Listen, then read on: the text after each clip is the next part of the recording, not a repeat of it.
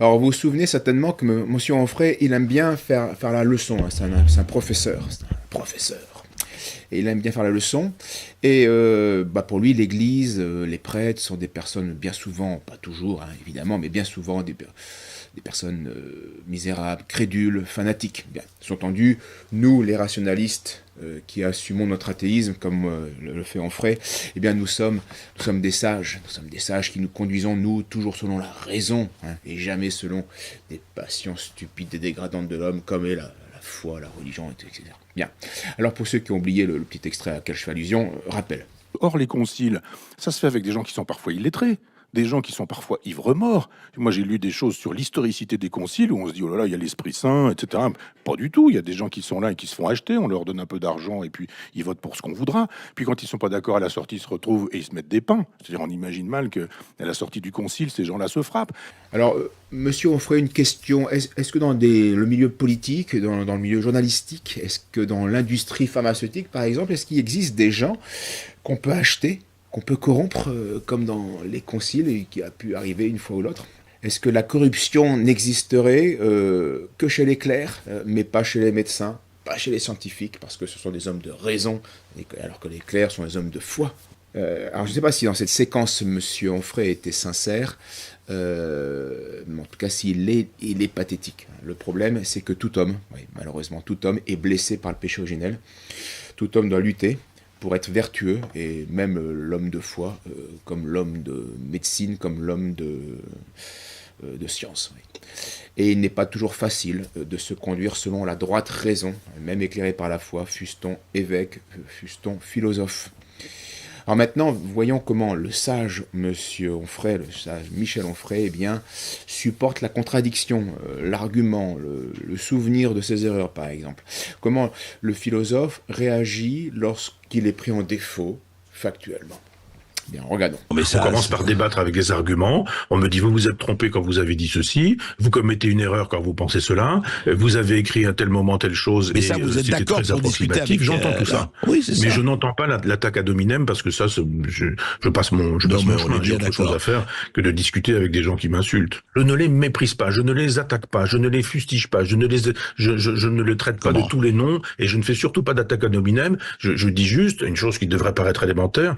Peut-on débattre avec des gens informés? C'est tout. Oui, bonjour. Je vous remercie de prendre mon appel. Alors, j'ai été une grande admiratrice des ouvrages de Michel Onfray par le passé. Sur France Culture, je suivais son université populaire d'été. Voilà. Et j'étais absolument, je vous avoue que ça a été un grand choc pour moi d'entendre les propos de Michel Onfray lors du Covid. Il dit lui-même que quand on n'est pas spécialiste, on ne devrait pas s'exprimer. Et donc malheureusement, je me suis vue traitée de presque propagateur de sida. Il nous a comparé à des violeurs de jeunes filles.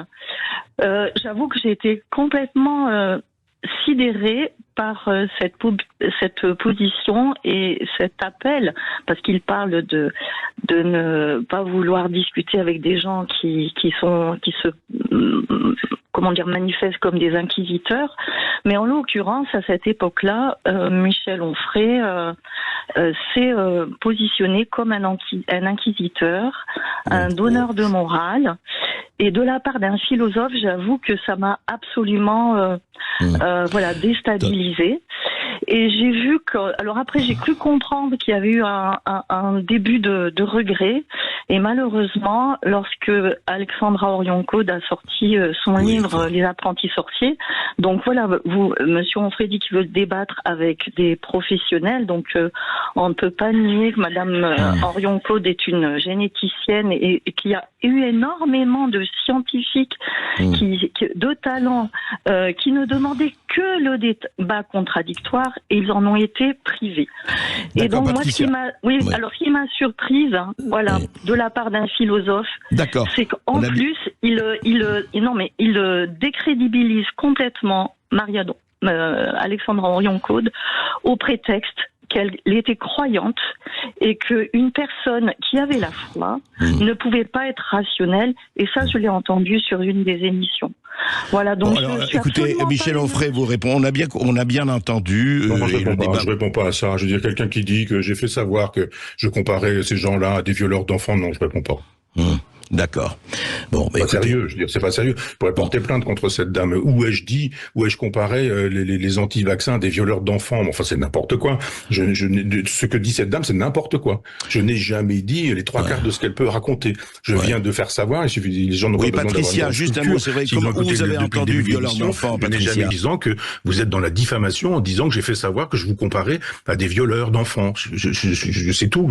C'est délirant. Maintenant, André, moi, j'ai accepté un débat sur Jésus, j'ai pas accepté un débat sur le Covid et sur les vaccins. Donc moi je vais aller faire un tour si c'est ça. J'ai pas envie de me faire traiter de violeur d'enfants. C'est n'importe quoi. Mais attendez, cette chaîne, qu'est-ce que c'est que ce débat? Qu'est-ce que c'est que ces questions? Qu'est-ce que c'est que ce délire là?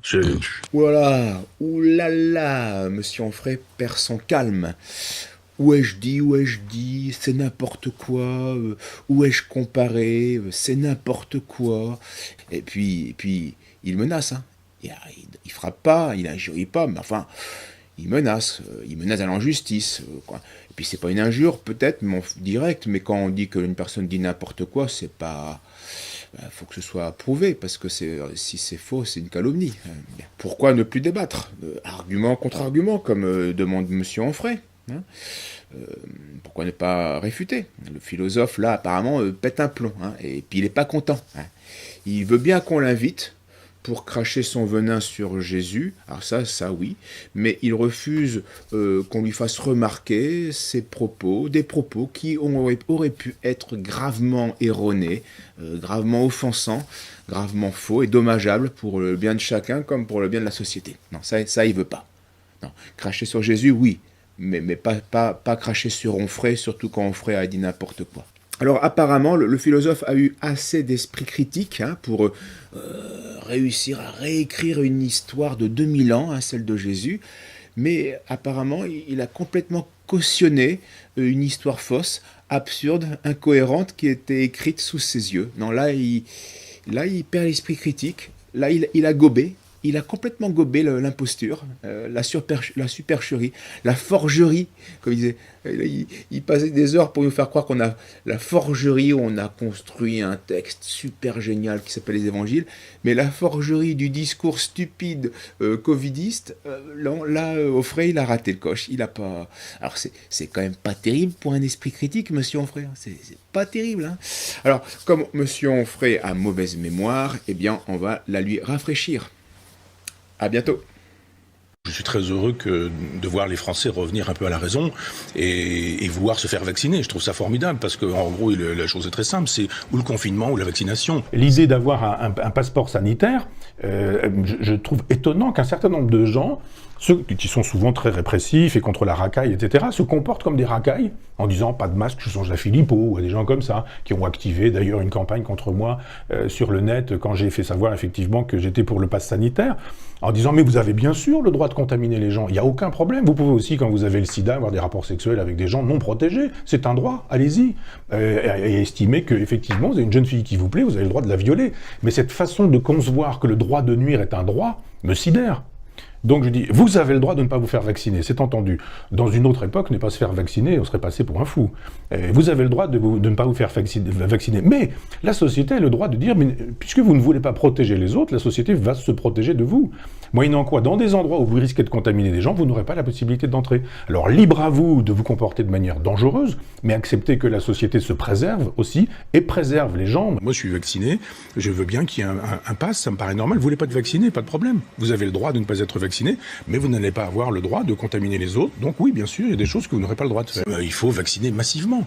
C'est-à-dire, c'est nuit et jour, c'est non-stop. Il décrédibilise complètement Alexandra Orion-Caude au prétexte qu'elle était croyante et qu'une personne qui avait la foi ne pouvait pas être rationnelle. Et ça, je l'ai entendu sur une des émissions.